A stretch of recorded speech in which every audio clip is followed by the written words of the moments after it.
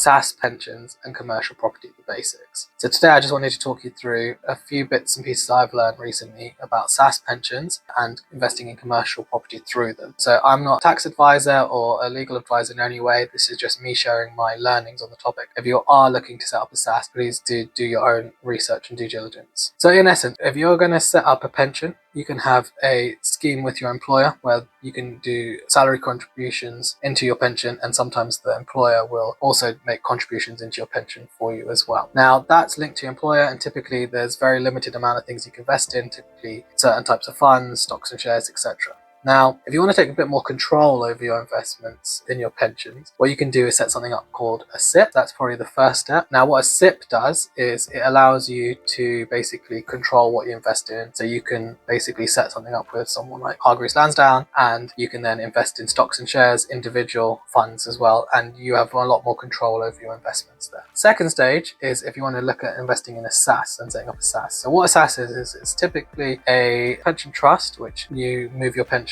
into, and it's typically linked to your business. So you typically have to be a business owner, and it's sponsored by that business. It has all the same economics as a typical pension. So you can invest a maximum of 60,000 a year. You can carry forward your 3 years previous unused allowance, and it's also tax deductible. So it comes off your top line prior to any corporate tax, and there's no income tax to you personally when you invest into your SSAS, as the same with any type of pension. The main difference with a SSAS is the control you have over it and what you can invest in. So with a typical pension or a SIPP, you're typically investing in stocks and shares. With a SSAS, you can still invest in stocks and shares, but you can also do two other main things, which is invest in commercial real estate, as well as do something called a loan back to your own business. So if we talk through those, first let's start with commercial real estate. So within your SSAS, there's a number of rules, but you are allowed to invest into commercial real estate and get a rental return from that real estate, and that stays within the SSAS that you set up. Typically, you can either buy commercial real estate in cash, or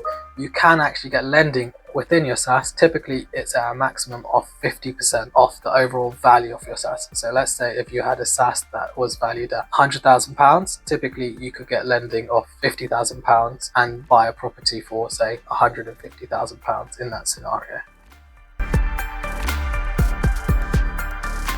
So with the SSAS pension, you can invest not only in stocks and shares, but you can also do two other things: a loan back to your company, and then also a investment into commercial real estate. So let's start with commercial real estate. Your SSAS can purchase commercial real estate within that. So for example, if you had a pension of £100,000, you could buy commercial real estate with that, and then the rental income would be then income for your pension and be back into your pension pot, and then you could reinvest that again and again and again. You can also get lending within your SSAS against commercial real estate. So you can lend up to 50% into your SSAS, right, to purchase further real estate. But they have to be commercial real estate. It cannot be residential. There is some rules around mixed use, but talk to a pension expert to see if that will get approved. The second option you've got as well is a loan back to your company. So what you can do, you can also lend back 50%, up to 50% of your pension back to your company which is sponsoring your SSAS. So that has to be charged at a reasonable and realistic interest rate and can only be used for business purposes. So if you are looking at, for example, investing in your business and you want to access your pension to do that, you can do that in this way without having to get commercial loan, but getting lending from yourself within your pension.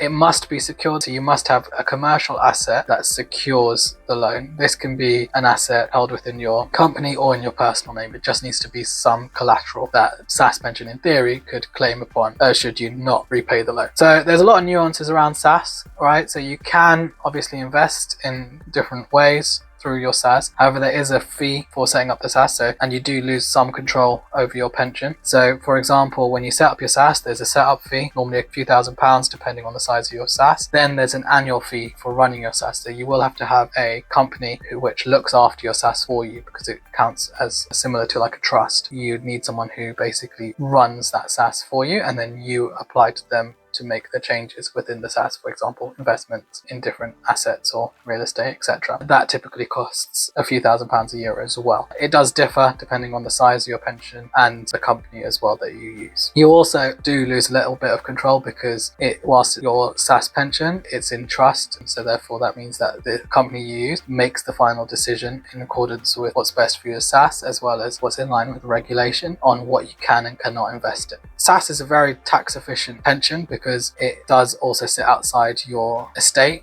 in terms of inheritance tax. So if you die before the age of 75, your SSAS is normally paid out tax-free to the nominated beneficiaries with no income tax and no inheritance tax. After 75, if you pass away, any money taken out is taxed at income tax, not inheritance tax, as it sits outside your estate. If the funds remain within your SSAS, no income or inheritance tax are liable, and they can stay within the SSAS under the person who is now in control of the SSAS or the beneficiary of the SSAS, as long as it stays within the SSAS with no tax due. However, a couple of things to remember: if you are investing in a SSAS, it is still a pension. You can't access it until retirement age, so you can take a percentage out tax-free at retirement age, but anything beyond that is taxed in line with income tax or whatever you withdraw from your SSAS. I hope that's been useful, and if you've got any questions, do let me know.